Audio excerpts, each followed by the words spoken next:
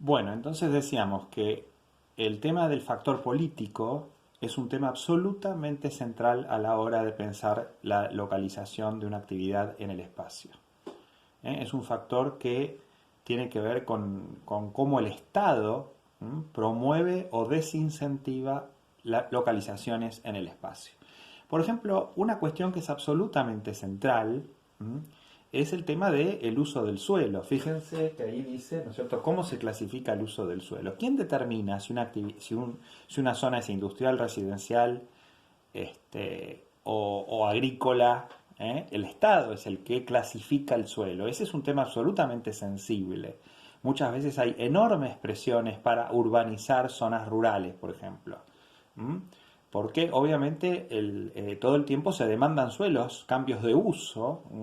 Entonces es muy común que en los municipios haya muchas presiones por cambiar, o que una zona residencial se vuelva industrial, o que una zona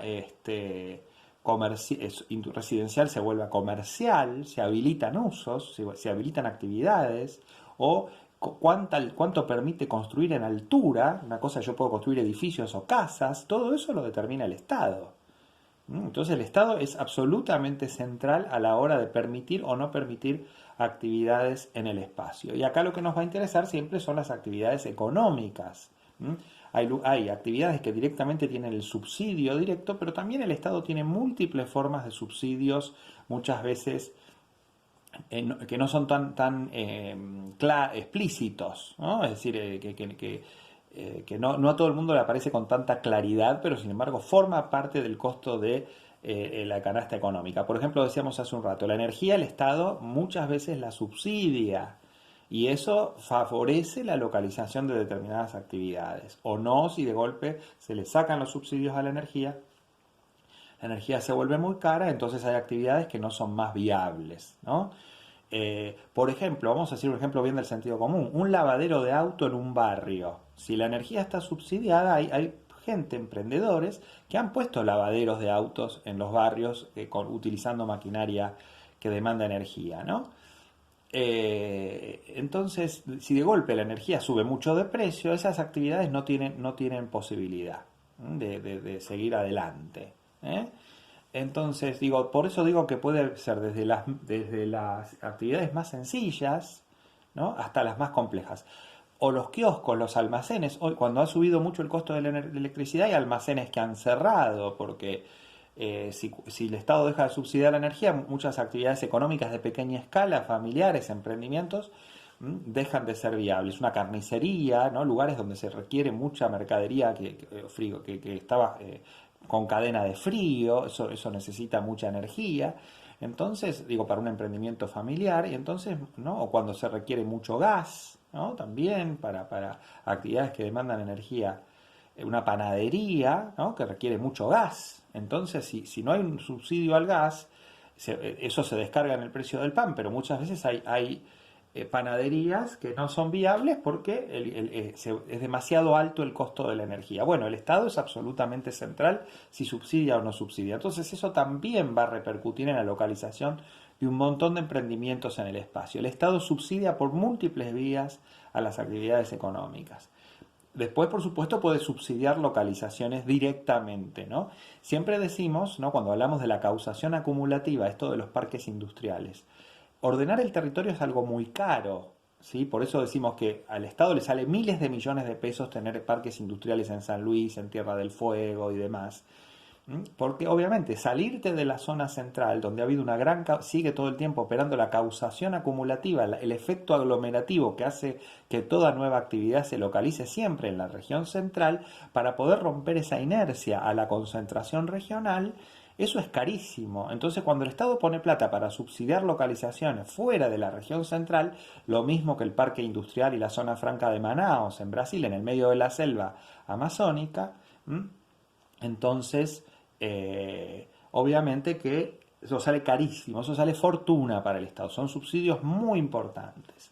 Pero entonces después está la discusión política sobre si sirve o no, o si tiene sentido o no subsidiar localizaciones tan alejadas. Pero por otro lado, claro, si vos querés favorecer el desarrollo de una región que es periférica, que está alejada, ¿cómo haces? Si no, si el Estado tiene que poner mucho dinero. La Patagonia tiene energía subsidiada, se subsidian montones de cuestiones para, en una época al sur del paralelo 42, bueno, eso sigue estando todavía.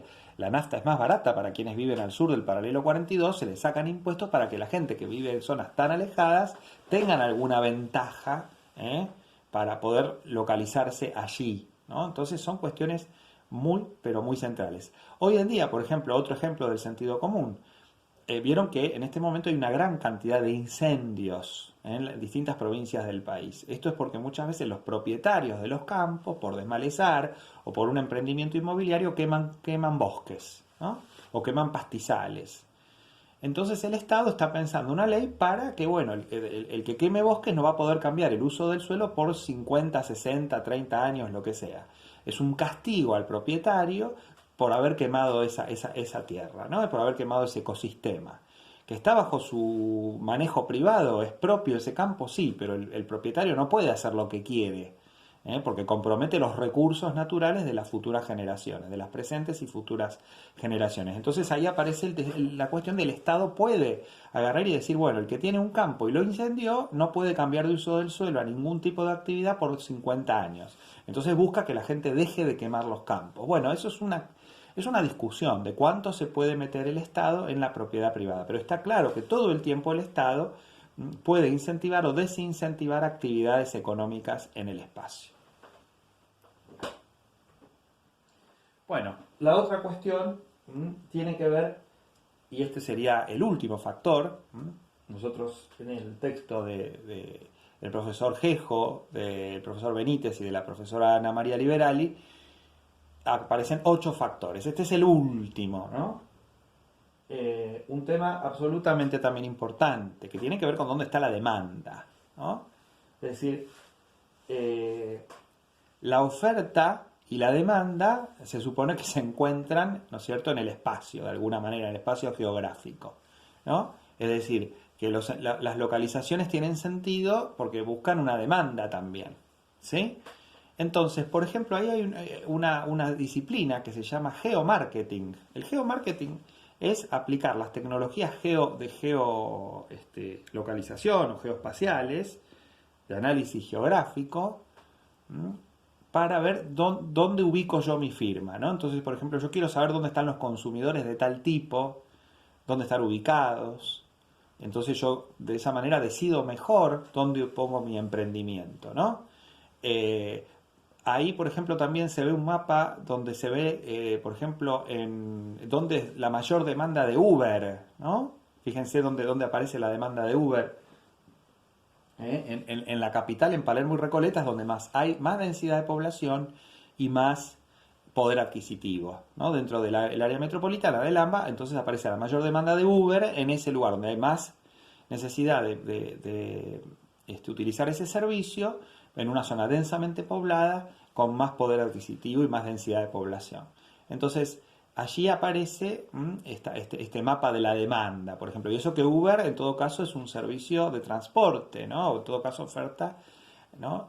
Pensemos que, por ejemplo, si yo quiero decir, bueno, una joyería, si yo hiciera el mapa de las joyerías, me va a dar que están en los centros de las localidades del conurbano y en ciertas zonas de la capital, ¿no? Es decir, por ejemplo, supongamos que yo quiero poner un local de alta joyería, ¿no es cierto?, carísimas, importadas, lo que fuera, joyas que valen miles de dólares, yo no lo puedo poner, ¿no es cierto?, en La Paternal o en el centro de Moreno o en el centro de Castelar, no sé, por decir algo por el estilo, ¿no? Es decir, o en un barrio de la capital, como decíamos, Paternal o Agronomía. Yo no puedo poner una joyería de alta gama en esa localización, en ese lugar. Yo lo voy a poner en zonas de mucho poder adquisitivo, ¿no es cierto? Barrio Norte, la City porteña, Recoleta, lugares de muy alto poder adquisitivo, donde hay locales muy exclusivos de productos importados que apuntan a un público que tiene un alto poder adquisitivo. A lo mejor en ciertos emprendimientos dentro de barrios cerrados, no lo sé, pero en general son comercios que están ubicados en zonas muy, muy de alto poder adquisitivo. Entonces, obviamente, dependiendo del tipo de actividad económica, yo me localizo, obviamente, en los lugares de determinado poder adquisitivo. Por ejemplo, ¿ustedes sabían cuáles son las clases sociales que compran más celulares? ¿Mm? Alguno me va a decir, alguna me va a decir la clase alta. No, la clase baja y media baja. La clase baja y media baja es la que compra más celulares. ¿Por qué? Porque necesita estar actualizada tecnológicamente. El celular te permite acceder a una tecnología más económica. Mucha gente que no tiene acceso a lo mejor a una internet domiciliaria, que es más caro, o por un tema de conexión, ¿no es cierto? Hablábamos de las desigualdades de las redes hace un rato, es un factor central, por un tema de ingresos, lo que fuera, y necesitan estar disponibles para changas, para trabajos, para lo que sea. El celular hoy en día se ha transformado en algo central. Entonces, yo si tengo que poner un local de venta de celulares, no solamente lo tengo que poner en los lugares de más poder adquisitivo, yo tengo que entender la dinámica de esos mercados y en realidad me conviene ponerme en lugares de clase media baja, en lugares céntricos de clase media baja, ¿no? Bueno, puede ser hasta comercios barriales, es decir, el celular se vende muchísimos celulares muy actualizados o de buena capacidad tecnológica, muchos se venden entre las personas que las compran en cuotas, no importa cómo sea, de clase media baja o baja. Insisto, ¿por qué? Porque el celular te abre todo un mundo de conexión, ¿no es cierto?, de un acceso tecnológico económico, un montón de cosas, te permite estar comunicado, ¿no? Y entonces muchas personas, acceso a redes sociales, ¿sí? Muchas personas que no tienen computadora, que no tienen buen acceso por esa vía, se compran celulares de muy buena calidad. Entonces, por ahí la clase media o la clase media alta tiene buena conectividad en la casa y por ahí tienen un celular más viejo, no lo cambian tan rápidamente, no necesitan por ahí de estar cambiando todo el tiempo de celular porque por ahí si vos tenés una buena conexión Wi-Fi en tu casa, tenés una PC, una notebook, lo que sea, el celular no, lo usarás para WhatsApp, para cosas básicas, pero no necesariamente es tan importante. En cambio, personas de clase media, baja y baja tienen que estar conectados, es su única forma de conexión en muchos casos, y entonces el celular, mientras mejor calidad tenga en cuanto a buena memoria, puede filmar videos, te podés meter en redes sociales, todo lo que sabemos que puede hacer un celular, entonces los sectores con menos poder adquisitivo son mucho más sensibles y compran y cambian más rápidamente sus equipamientos. También es una forma de sentirse integrados e integradas a la sociedad, ¿no? Una sociedad de consumo. Entonces, obviamente, los sectores de menor poder adquisitivo cambian más rápido, compran más celulares, aunque sean cuotas, como les decía, lo que sea. Entonces, si yo soy un vendedor de celulares, un comercio que tenga esas características, yo tengo que ubicarme en lugares donde están estos mercados, ¿sí? Es muy importante. ¿Sí? Entonces eso genera una enorme, por eso hay tantos locales de celulares por tantos lugares, porque las clases más bajas consumen muchísimo de esto. Bien, y lo que aparece también ahí en esa foto tiene que ver con un cajero automático. Ustedes me dirán, bueno, ¿qué pasa con el cajero automático? Bueno, ustedes tienen que pensar que una cuestión que busca que esta materia les desarrolle es el sentido geográfico, en el sentido de la mirada geográfica de los procesos económicos, ¿no? Ustedes tienen que mirar dónde están localizados siempre los emprendimientos comerciales y preguntarse por qué ahí, ¿no? Entonces ustedes piensan que un cajero automático cuesta $50.000 aproximadamente, $30.000, $40.000. Es una inversión muy cara. A ver, hay que poner un cajero automático. El banco tiene que tomar la decisión, la red, ¿no? Banelco Link, de poner un cajero en una entidad bancaria y demás. Bueno, eso cada cajero sale mucho dinero. Entonces, ¿dónde están ubicados los cajeros automáticos? ¿Todos los territorios del AMBA o del país tienen la misma disponibilidad de cajeros automáticos por habitante? Es decir, si yo estoy ubicado en ciertas zonas más aglomeradas, tengo más o menos posibilidad de tener acceso al cajero. ¿Qué pasa en zonas donde hay barrios que a lo mejor tienes que caminar o tomarte un colectivo o hacer 30 cuadras para tener un cajero? ¿Sí? Entonces, el cajero automático lo que te está indicando es donde hay una gran circulación de personas y es una oferta muy sensible porque el cajero automático se necesita para un montón de cosas, pero sobre todo, principalmente para retirar dinero en efectivo.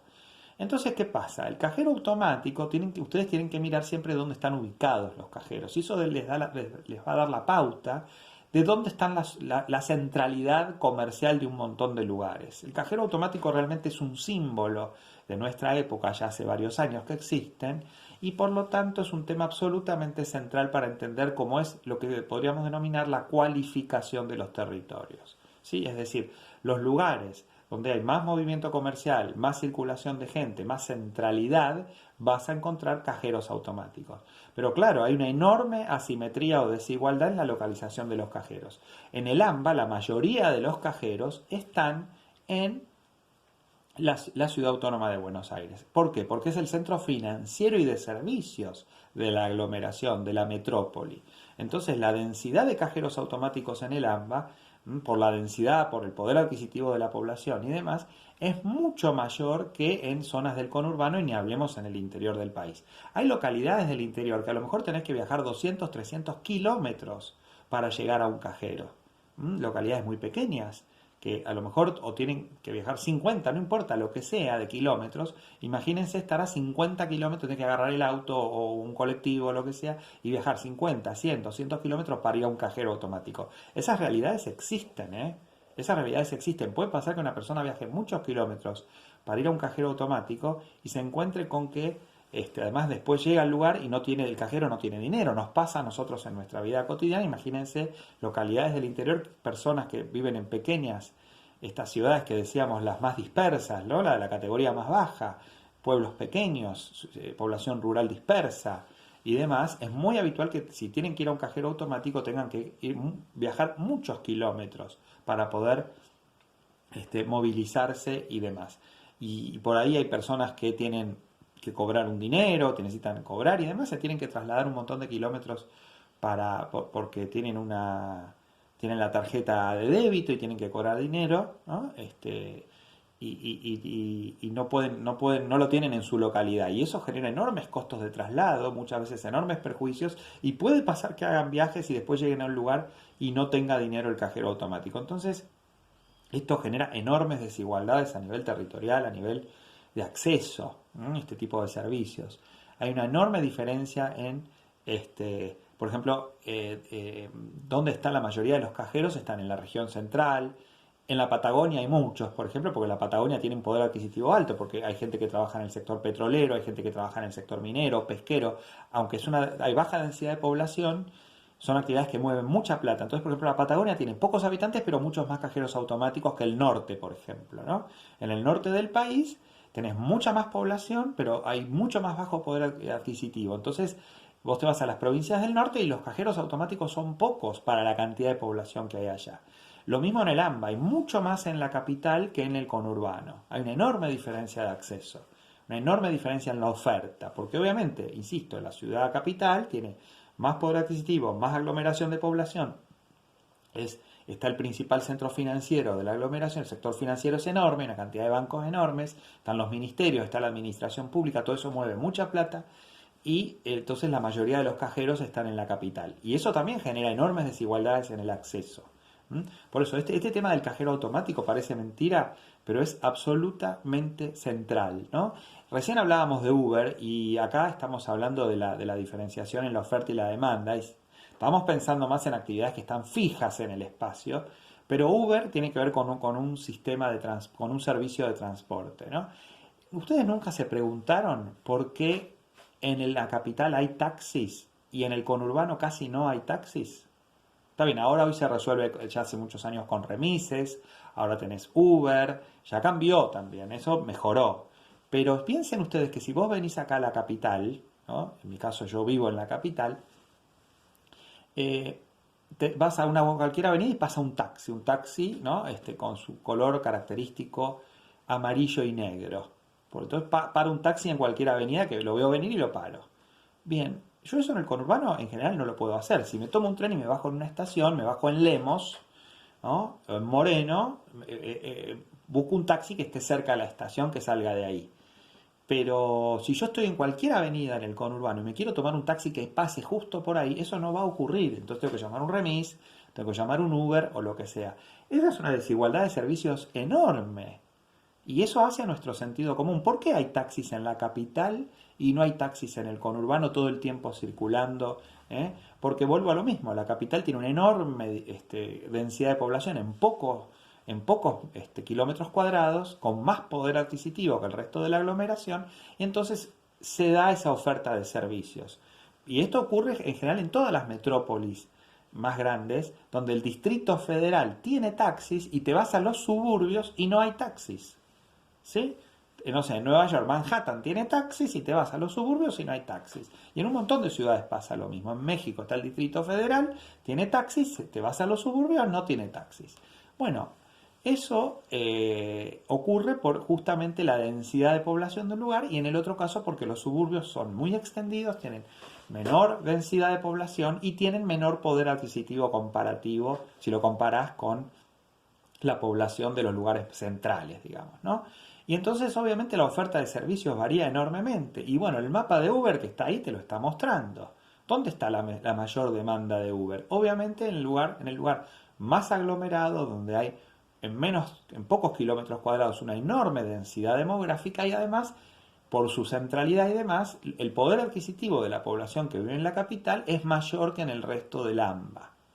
¿Sí? Entonces es clarísimo el mapa, ahí podés ver la demanda, que en este caso no estamos hablando de una actividad económica fija en el espacio, ¿sí? Porque uno pensaría, como decíamos hace un rato, ¿dónde pondría una joyería? ¿Dónde pondría un supermercado? ¿Dónde pondría un kiosco? Es una actividad que necesita ubicación relativa y necesita ver el mapa de la demanda. Pero en este caso estamos hablando también de una oferta de servicios vinculados a medios de transporte, ¿eh? Y fíjense, el mapa de Uber es impresionante, ¿no? Lo mismo que, bueno, el cajero automático sí está fijo en el espacio y, de vuelta, ahí el tema de la ubicación relativa, ¿no? El cajero automático está ubicado en los lugares de centralidad comercial y de servicios. Por eso han crecido mucho el centro de San Miguel, el centro de Moreno, el centro de José Cepaz, el centro en Malvinas, hay cajeros también, pero la cuestión de fondo es que obviamente hay barrios enteros, a lo mejor tenés el cajero más cercano a 50 cuadras, porque tienen baja densidad de población y un menor poder adquisitivo relativo comparado. Entonces el mercado no da para poner un cajero ahí, ¿no? Por lo menos los bancos no lo hacen. Por supuesto, también hay enormes ineficiencias en la oferta, porque en el conurbano hay zonas densamente pobladas que deberían tener más cajeros automáticos, porque eso rápidamente tiene una demanda. Pero sin embargo, obviamente, como cada cajero sale 30.000, 40.000, 50.000 dólares, quien ofrece el servicio tiene que garantizarse una enorme demanda que le garantice un retorno de esa actividad, ¿no? Y bueno, el sector financiero también, preguntarse dónde están ubicados los bancos, dónde están ubicadas las entidades bancarias, ¿no? Por eso también muchas veces al haber falta de oferta en estas localizaciones genera el circuito de prestamistas, ¿no? de estos locales de préstamo que son tan habituales de ver en un montón de lugares, que también están en los centros, al lado de un banco a lo mejor tenés un prestamista, ¿sí? Pero también es verdad que en muchos barrios aparecen prestamistas porque no hay un servicio financiero, además de lo caro que es endeudarse en el sector formal y que a mucha gente no le permiten tomar crédito en el sector formal, ¿no es cierto? Pero más allá de eso, la oferta muchas veces es menor a la demanda en estos casos porque la demanda es muy importante y la oferta a veces no llega a absorber toda la demanda, ¿no? Hay demanda que tiene ese tipo de faltante en la oferta, ¿no? Pero bueno, se supone que el espacio geográfico es un lugar donde la oferta y la demanda se tienen que encontrar. Pero vuelvo a la misma idea. El territorio es absolutamente asimétrico. ¿Qué quiere decir? Que no es homogéneo, que no todo el espacio geográfico, todo el espacio económico es parejo. Hay enormes asimetrías, ¿sí? Y en las ciudades la ubicación relativa es absolutamente fundamental, ¿no? Y también el mapa de las clases sociales, cómo están localizadas en el espacio, es absolutamente heterogénea la situación. Después cuando veamos geografía económica del AMBA, ¿no? De la región metropolitana de Buenos Aires, del área metropolitana de Buenos Aires, vamos a ver que en ciertos lugares están las clases medias, en ciertos lugares están las clases altas, en ciertos lugares está las clases bajas, medias bajas. Entonces, obviamente, la localización en el espacio se paga. Vos pagás por ubicarte en determinado lugar. Hay quienes acceden y quienes no acceden, tanto desde el punto de vista residencial, como los comercios, como las industrias, es decir, el espacio, ¿sí? Hay comercios que te cobran la llave, ¿no es cierto? Es decir, el propietario te cobra extras para localizarte ahí. Hay lugares que son absolutamente premium, es decir, zonas absolutamente favorecidas por su localización y otras que son absolutamente desfavorecidas. Entonces eso se coteja, se puede corroborar en el valor de la tierra, cuánto vale una ubicación en un lugar y cuánto vale la ubicación en otro lugar, ¿sí? Pero la cuestión de fondo entonces, y con esto vamos terminando, es que la localización en el espacio tiene que ver con que el espacio es heterogéneo, no es homogéneo, ¿sí? No vale lo mismo ubicarse en cualquier lado. Es decir, el espacio presenta enormes diferencias, porque tiene puede ser dotación de recursos naturales, porque tiene una ubicación más céntrica en una ciudad, porque tiene una autopista que le pasa por el lado, porque tiene mejor acceso a redes de conexión virtual. Los lugares que están más marginados muchas veces son excluidos de localizaciones económicas de un montón de emprendimientos porque no presentan esas características. Entonces, obviamente, el espacio es absolutamente central, ¿no es cierto? Y es decir, las desigualdades que hay en la sociedad se reflejan también en el espacio geográfico. Las asimetrías que hay en la sociedad se reflejan en el espacio geográfico. Y bueno, entonces el espacio es absolutamente central a la hora de pensar, ¿no es cierto?, cómo está organizada una sociedad, cómo está organizado un país y demás, ¿no? Ya vamos a ver más adelante que, por ejemplo, si vos tenés que trasladarte en la aglomeración metropolitana, el espacio a ciertos sectores de la sociedad le puede jugar muy en contra, ¿sí? Cuando vos tenés que tomarte, no sé, 2 colectivos y un tren para moverte por el área metropolitana, bueno, estás teniendo una localización menos favorable en el espacio, ¿sí? Bueno, eso lo mismo corre para el comercio, lo mismo corre para la industria. Hay lugares que tienen enormes problemas logísticos, ¿no? Que pueden ser tanto dentro de una ciudad o a nivel país o en unas zonas muy alejadas, lo que sea. Entonces tenés enormes problemas para localizarte ahí, o no te favorece esa ubicación. Por lo tanto, el tema geográfico, el tema espacial, es absolutamente central. Por eso lo que ustedes tienen que desarrollar es, cuando ustedes van por cualquier lugar, en cualquier centro de cualquier ciudad o lo que fuera, es decir, preguntarse siempre por qué esto está ubicado acá, por qué un shopping está ubicado acá, por qué un barrio cerrado está ubicado acá, por qué una ferretería está ubicada acá, por qué un kiosco está ubicado acá. Entonces hay que preguntarse por estos factores de localización, cómo operan, y entonces esa explicación nos va a dar la pauta de por qué o cómo es la lógica de localización de las actividades, las actividades económicas en el espacio geográfico.